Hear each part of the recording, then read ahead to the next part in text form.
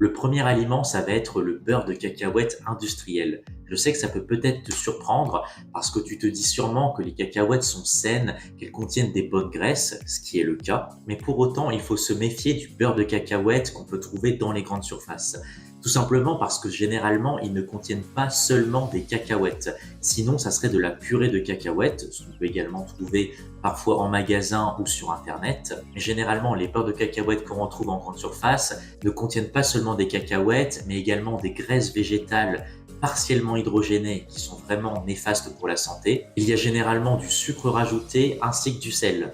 Et il faut savoir que l'hydrogénation des graisses, qui sont généralement rajoutées dans les beurres de cacahuètes industriels, sont vraiment néfastes. L'hydrogénation des graisses, c'est un procédé qui transforme des graisses liquides en graisses solides.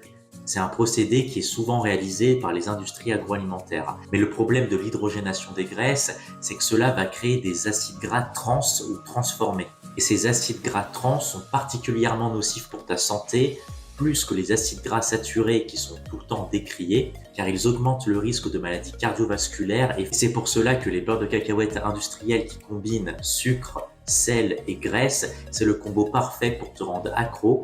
Et de plus, le beurre de cacahuète est une bombe calorique, donc ça apporte énormément d'énergie et cela rend beaucoup plus facile malheureusement de dépasser tes besoins journaliers et de se retrouver en surplus calorique, surtout qu'on a l'impression que le beurre de cacahuète est un aliment healthy.